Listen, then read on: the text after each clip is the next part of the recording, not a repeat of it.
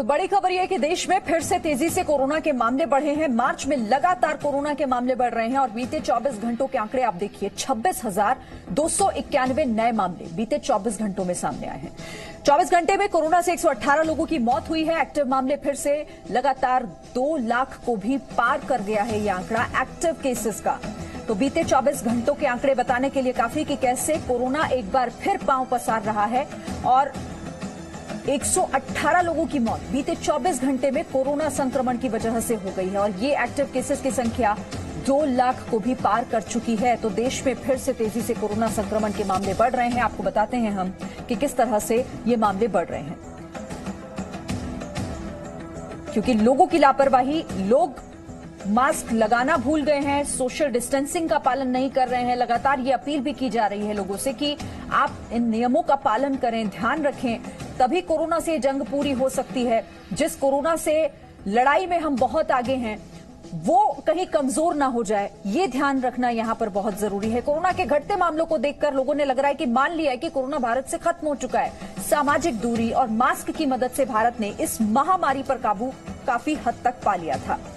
लेकिन जैसे ही लोगों को ये लगा कि अब तो कोरोना खत्म हो गया, देखिए हालात किस तरह से बिगड़ रहे हैं। फिर से मास्क से दूरी बना ली लोगों ने, सामाजिक दूरी का भी ख्याल नहीं रखा, जबकि डॉक्टर से लेकर सरकार तक लगातार ये कह रही है कि जब तक दवाई नहीं तब तक ढिलाई नहीं।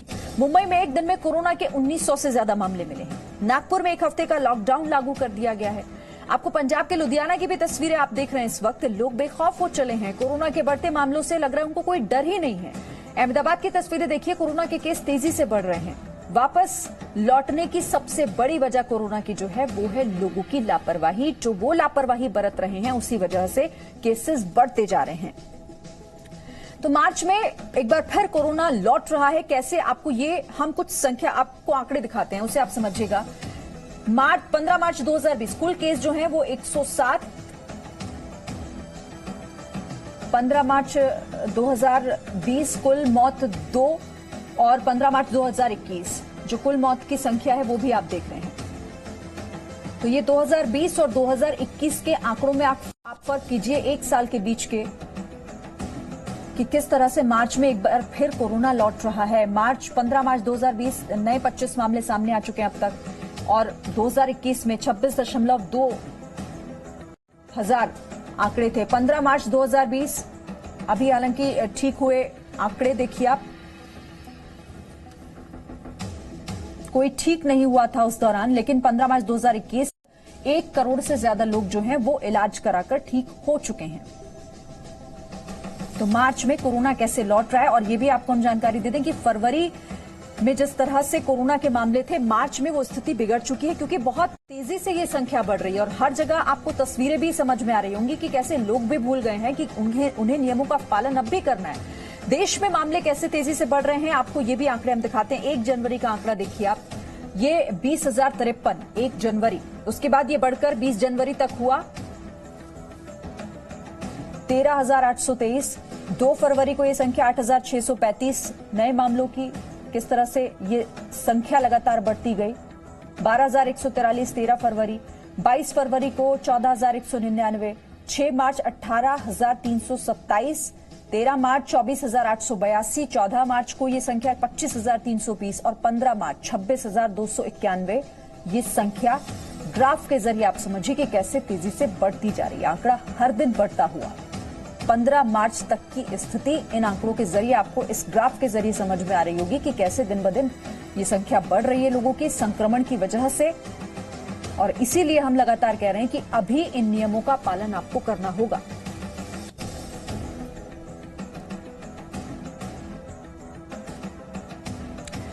और इस पर बातचीत करने के लिए कई सहयोगी भी मेरे साथ जुड़ गए। अंकुर त्यागी हमारे साथ मुंबई से जुड़े हुए हैं, अनमोल गुलाटी जो कि चंडीगढ़ से हमें रिपोर्ट करेंगे, और पूजा मक्कड़ दिल्ली से हमारे साथ है। साथ ही मेरे साथ एम्स के पूर्व डायरेक्टर डॉक्टर एमसी मिश्रा भी हमारे साथ हैं।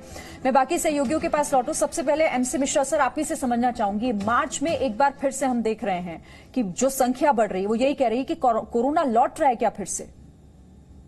बिल्कुल, ये तो साफ है। और जैसे आपने भी कहा और आपकी स्टोरी में भी यही था कि ये कहीं ना कहीं हम सभी की ये लापरवाही इसको कह सकते हैं। बिल्कुल, इसमें कोई संदेह नहीं है कि चूंकि केसेस 10,000 आ गए थे और ये बार बार हम लोग इस बात को कह रहे थे कि भाई 10,000 केस ऐसा नहीं होता कि जीरो मान लिया जाए उसको, और 10,000 होते हैं केस, तो 10,000 या 8,000 टच किया होगा लोएस्ट जो फिगर थी फरवरी में। तो केसेस तो तब भी आ ही रहे थे और लोगों ने ये मान लिया, वैक्सीन आ गई तो लोगों को ऐसा लगा कि अब कोविड खत्म हो गया, समाप्त हो गया।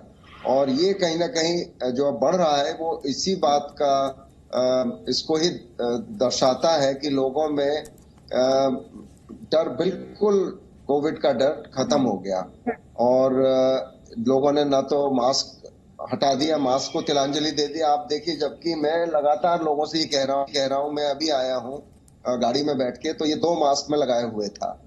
और जब हॉस्पिटल में ऑपरेशन करने जाता हूं तो तीसरा और ऊपर से लगा लेता हूं।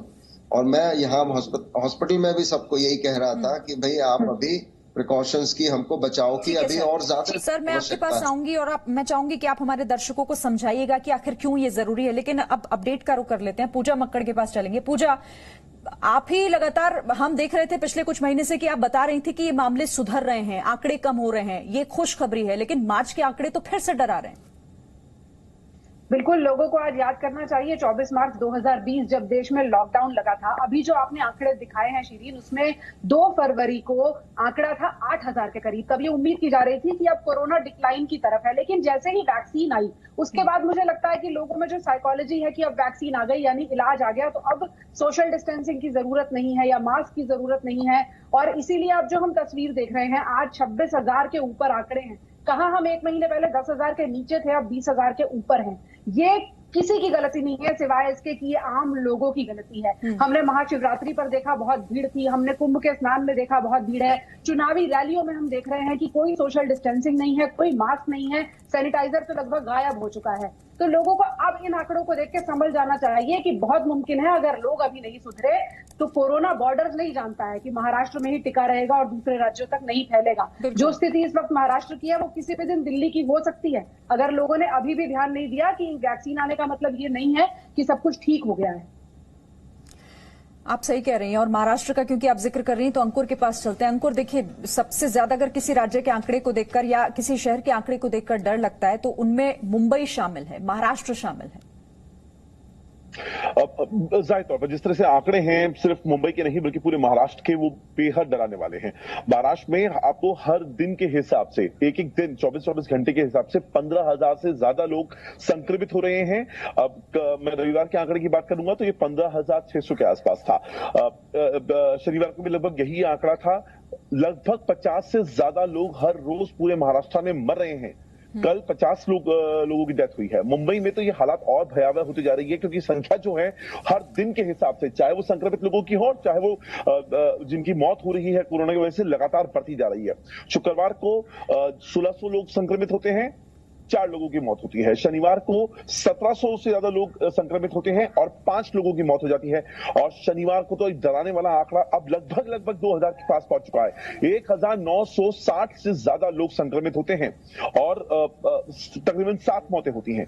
ये स्थिति बता रही है कि लगातार आंकड़े बढ़ते जा रहे हैं। और जैसा कि मेयर पहले ही कह चुकी हैं, सीएम पहले कह चुके हैं, फिलहाल अभी तक तो इस तरह का कोई फैसला नहीं लिया गया है कि मुंबई में एक लॉकडाउन की स्थिति लाई जाए या नाइट कर्फ्यू लाया जाए। लेकिन ये वो दिन ज्यादा दूर नहीं है। अगर आंकड़े इसी हिसाब से तेजी से बढ़ते रहे तो जल्दी ही मुंबई लॉकडाउन के घेरे में आ जाएगी। और सिर्फ मुंबई नहीं, मैं आपको महाराष्ट्र के दूसरे इलाकों में लेके जाऊंगा, चाहे वो धुले डिस्ट्रिक्ट हो, औरंगाबाद हो, परभनी हो, भीड़ हो, वर्धा हो। यहां पर तो 2-2 दिन का लॉकडाउन ऑलरेडी हो चुका है। सबसे चौंकाने वाली बात, मुंबई में के अलावा जो दूसरा सेशन होता है विधानसभा का, वो नागपुर में होता है। नागपुर में आज से पूरे 1 हफ्ते का, आने वाली 21 मार्च तक के लिए एक प्रॉपर लॉकडाउन लग चुका है। वहां आम आदमी वैसे सड़कों पे नहीं निकल सकता है, जैसे उसको छूट मिल गई थी। अब वो वापस से लॉकडाउन की दौर में जा चुका है। और भी हिस्से हैं, चाहे वो कल्याण डोंबिवली हो, मुंबई का पनवेल हो, नवी मुंबई वाला इलाका हो, नाइट कर्फ्यू लग चुका है। पुणे आईटी हब है अपने आप में, इतनी बड़ी संख्या में वहां लोग आते हैं बाहर से काम करने के लिए, वहां नाइट कर्फ्यू है। 31 मार्च तक सारे स्कूल कॉलेजेस बंद कर दिए गए हैं। जी बिल्कुल सही कह रहे हैं आप। ये लोगों को समझना होगा, अगर लॉकडाउन की तरफ नहीं बढ़ना है, उन परेशानियों से फिर से नहीं जूझना है, तो आपको कम से कम अपनी सहभागिता तो दिखानी ही पड़ेगी। अनमोल के पास चलते हैं, चंडीगढ़। अनमोल, वहां से क्या रिपोर्ट है?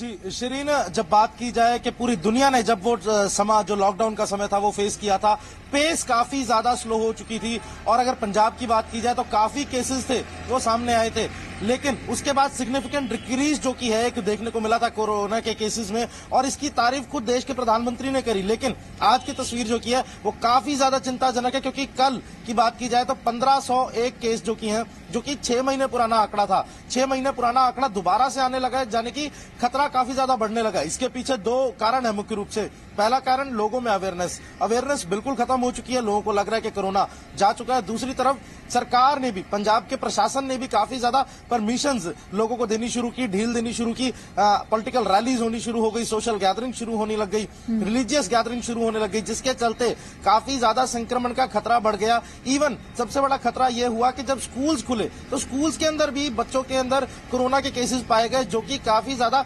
चिंताजनक एक मामला है। अगर लोगों को वो दोबारा समय फेस नहीं करना तो पंजाब के अंदर कहीं ना कहीं प्रशासन को दोबारा सख्ती बरतनी होगी और साथ ही साथ लोगों को अवेयर होना पड़ेगा। लेकिन इस वक्त की अगर तस्वीर की बात की जाए, आंकड़े जरूर चिंताजनक है, लेकिन वही चिंता लोगों में बिल्कुल नहीं नजर आ रही। लोग मास्क का उपयोग बिल्कुल नहीं कर रहे, सैनिटाइजर बिल्कुल गायब हो चुका है, डिस्टेंसिंग का बिल्कुल भी ख्याल नहीं रखा जा रहा। तो कहा जा सकता है कि आने वाले दिनों में, पंजाब की एक बार तारीफ जरूर की गई थी, लेकिन आने वाले दिनों में पंजाब की तस्वीर भी काफी ज्यादा चिंताजनक, काफी ज्यादा खराब हो सकती है अगर लोग अवेयर नहीं होंगे। बिल्कुल अनमोल, और देखिए आप जो कह रहे हैं कि आंकड़े चिंताजनक है, लेकिन लोगों के मन से वो चिंता कहीं गायब हो गई, और इसीलिए मार्च में हम फिर कह रहे हैं कि क्या कोरोना लौट रहा है।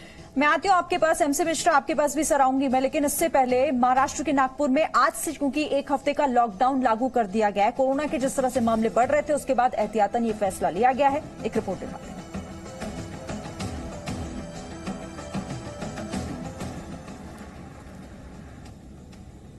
नागपुर में आज से एक सप्ताह के लिए लॉकडाउन रहने वाला है। पिछले कुछ दिनों में से नागपुर में कोरोना की रफ्तार तेजी से बढ़ी है।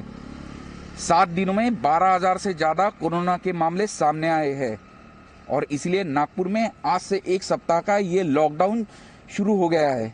अभी हम नागपुर के धर्मपेट गोकुलपेट इलाके में हैं, जहाँ के पूरे रास्ते देख सकते हो पूरे सुनसान हैं। कुछ इमरजेंसी सर्विसेज के लोग छोड़े तो लोगों को बाहर आने की अनुमति नहीं दी गई है। पुलिस ने भी शहर में अलग अलग 100 जगहों पे नाकाबंदी की गई है। इस दौरान जो कोई बिना काम के बाहर निकलने वाला है उसके ऊपर पुलिस कार्रवाई भी होने वाली है। अब नागपुरकर ने भी इस लॉकडाउन को अच्छी तरीके से साथ दे के कोरोना की ये चेन तोड़ने के लिए मदद करने की जरूरत है। जी मीडिया के लिए वीडियो जर्नलिस्ट मंगेश हस्तक के साथ अमर काणे, नागपुर। तो देखिए, अगर इन सूनी सड़कों से आपको रूबरू नहीं होना है, आप नहीं चाहते कि आपको भी घर में कैद रहना पड़े जो कि हम रह रहे थे, तो आपको ये तमाम बातों का ख्याल रखना होगा। डॉक्टर एमसी मिश्रा हमारे साथ हैं, वो बेहतर तरीके से बता पाएंगे। सर बिल्कुल, देखिए सख्ती तो करनी पड़ेगी, फाइन्स करने पड़ेंगे, कम से कम मिनिमम जो लोग कर सकते हैं वो अगर पुरानी अवस्था में हमें नहीं पहुंचना है, जो हमने तांडव देखा था कोविड का मई से लेकर नवंबर तक, और फिर दिसंबर से केसेस कम होना शुरू हुए और हम लोग अच्छी स्थिति में पहुंच गए थे फरवरी के शुरू में। लेकिन वैक्सीन के आने से लोगों में जो एक लापरवाही हुई, अब वैक्सीन तो लगी नहीं है, ज्यादातर लोगों को तो अभी लगी ही नहीं है वैक्सीन, तो बहुत मुश्किल से 1%, 1.5% हमारी जनसंख्या को लगी है। तो अगर लोग ये नहीं समझेंगे तो फिर वही बात आएगी कि हॉस्पिटल बेड्स की कमी, आईसीयू बेड्स की कमी, और इसमें पहुंचने के लिए उपाय बहुत साधारण है कि हम मिनिमम मास्क लगाने का सबसे बड़ा फायदा ये है कि अगर आपने भी लगाया है और दूसरे व्यक्ति ने भी लगाया है, पब्लिक ट्रांसपोर्ट में आप जा रहे हैं, तो संक्रमण की जो रफ्तार है और जो एक दूसरे को हम दे सकते हैं इन्फेक्शन बिना मास्क के, उसकी संभावना बहुत कम हो जाती है। दूरी कम होने पे भी कम हो जाती है। दूरी, मास्क और दूरी दोनों हो तो अच्छी बात है, लेकिन अगर मान लीजिए पब्लिक ट्रांसपोर्ट में उतनी दूरी नहीं लोग बना के रख सकते तो मास्क तो अच्छे से लगा सकते हैं, उससे बहुत बचाव हो जाता है। और ये लोगों को समझना अत्यंत आवश्यक होगा, कि इस बात को लोगों को समझना पड़ेगा। पूजा, जो डॉक्टर कह रहे हैं वही लोगों की भागीदारी भी उतनी ही जरूरी है जितनी सरकार की तरफ से प्रयास किए जा रहे हैं। बिल्कुल शिरीन, देखिए कल दिल्ली एयरपोर्ट पर यह फैसला लिया गया कि जिन लोगों का मास्क नाक के नीचे होगा, यानी लगा भी हुआ होगा पर नाक कवर नहीं होगी उन पर फाइन लगाया जाएगा, उनको क्यू से अलग किया जाएगा। ये छोटा सा उदाहरण है लोगों को ये बताने के लिए कि अगर आप मास्क सिर्फ औपचारिकता के लिए लगा रहे हैं तो उसके नतीजे अब आंकड़ों के तौर पर सामने आ रहे हैं। सिर्फ एक नियम लोग अपना लें कि क्या जहां मैं जा रहा हूं या जा रही हूं उसे टाला जा सकता है, क्या वो बेवजह की भीड़ है जिसे मैं टाल सकता हूं या टाल सकती हूं। तो मुझे लगता है आधी से ज्यादा समस्या हल हो जाएगी शिरीन, क्योंकि ज्यादातर भीड़ जो हो रही है वो समारोहों में हो रही है, उत्सव में हो रही है, गैदरिंग्स में हो रही है। पब्लिक ट्रांसपोर्ट में अभी भी उतनी भीड़ नहीं है, मामला बहुत काबू में है। तो लोग अगर बेवजह की भीड़ को कुछ दिनों के लिए और टाल दें, 1 से 2 महीने के लिए, जब एक बड़ी आबादी को वैक्सीन लग जाएगी तो भी समस्या काफी हद तक हल हो जाएगी। और मास्क को नाक के नीचे नहीं, नाक के ऊपर लगाने की आदत डाले तो काफी समस्या और इन आंकड़ों में काफी बदलाव हम देख पाएंगे जाहिर तौर पर। और अगर ये लोग समझ जाएं तो ये बढ़ते हुए आंकड़े हम अभी भी रोक सकते हैं। बहुत शुक्रिया आप सभी का हमारे साथ जुड़ने के लिए और इस बातचीत के लिए। एक छोटा सा ब्रेक लेते हैं। Presenting B News app available on Google Play and App Store. Download it now.